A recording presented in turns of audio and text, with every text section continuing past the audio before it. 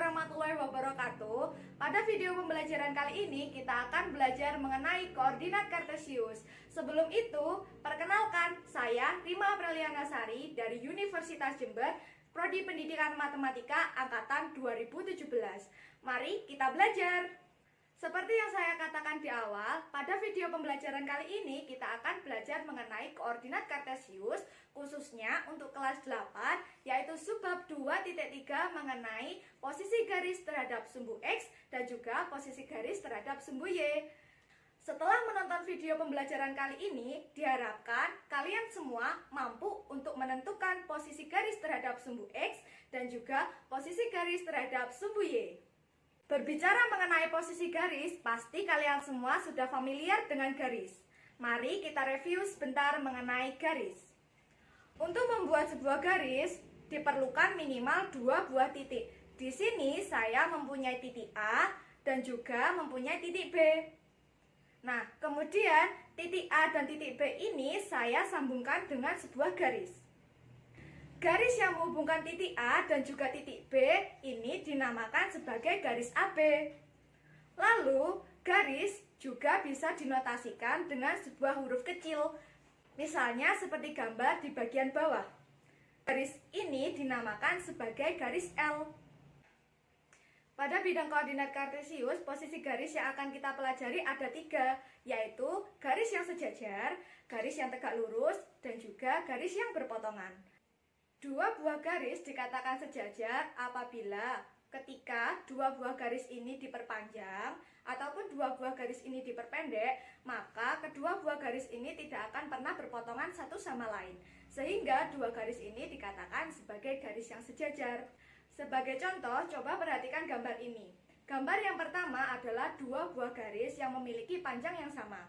Nah, 2 buah garis ini ketika diperpanjang ataupun diperpendek, maka kedua garis ini tidak akan pernah berpotongan satu sama lain. Sehingga kedua buah garis ini dikatakan sebagai garis yang sejajar. Lalu, perhatikan gambar yang sebelahnya. Di gambar yang ini, garis yang atas itu lebih panjang daripada garis yang bawah. Namun, ketika kedua garis ini sama-sama diperpanjang ataupun sama-sama diperpendek, maka kedua garis ini tidak akan pernah berpotongan satu sama lain. Sehingga kedua garis ini dikatakan sebagai garis yang sejajar. Selanjutnya ada garis yang tegak lurus. 2 buah garis dikatakan tegak lurus apabila 2 buah garis ini berpotongan kemudian membentuk sebuah sudut sebesar 90 derajat. Maka 2 buah garis ini dikatakan sebagai 2 buah garis yang tegak lurus. Selanjutnya ada garis yang berpotongan. Nah, 2 buah garis ini dikatakan berpotongan apabila 2 buah garis ini tidak memenuhi syarat garis yang sejajar dan juga tidak memenuhi syarat garis yang tegak lurus. Sehingga 2 buah garis ini dikatakan sebagai garis yang berpotongan. Coba perhatikan bidang koordinat kartesius ini. Di bidang koordinat kartesius ini sudah terdapat 4 buah garis, yaitu garis L1, garis L2, garis L3, dan juga garis L4. Di mana garis L1 ini berposisi 5 satuan terhadap sumbu X, kemudian garis L2 berposisi 3 satuan terhadap sumbu X, lalu L3 berposisi 3 satuan terhadap sumbu X, kemudian L4 berposisi 5 satuan terhadap sumbu X. Pertanyaan saya, bagaimana kedudukan keempat garis ini terhadap sumbu X? Kedudukan keempat garis ini terhadap sumbu X adalah sejajar, karena keempat garis ini apabila diperpanjang ataupun diperpendek tidak akan pernah berpotongan satu sama lain. Sehingga keempat garis ini dikatakan sejajar terhadap sumbu X. Lalu, keempat garis ini bagaimana posisinya terhadap sumbu Y?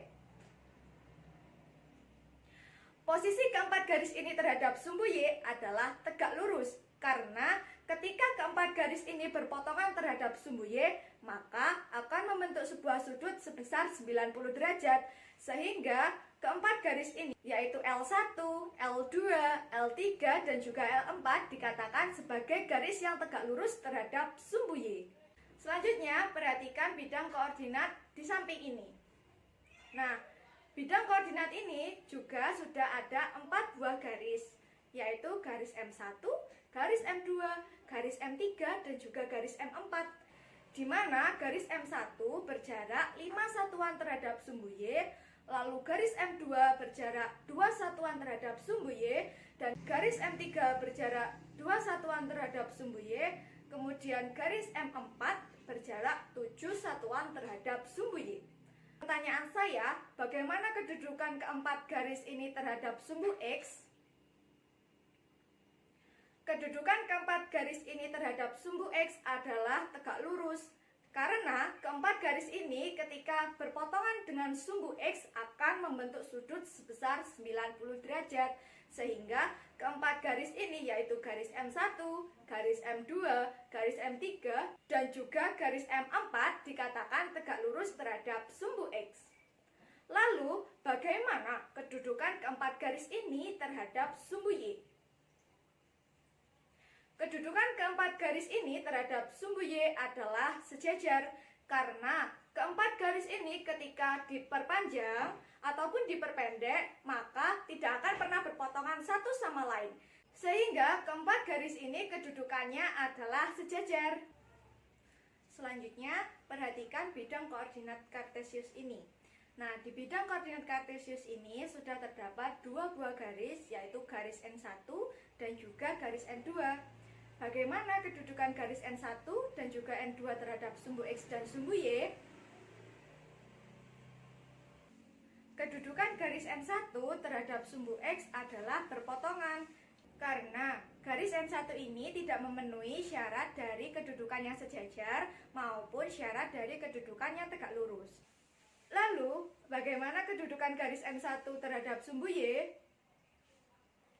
Kedudukan garis N1 terhadap sumbu Y adalah berpotongan karena garis N1 tidak memenuhi syarat sejajar maupun tidak memenuhi syarat tegak lurus terhadap sumbu Y.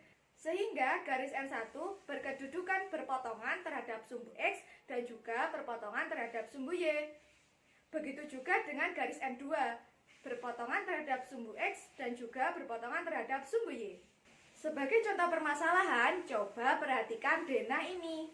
Di sini sudah terdapat nama-nama jalan. Ada jalan apel, jalan jambu, jalan anggur, jalan sirsak, jalan manggis, dan jalan jambu.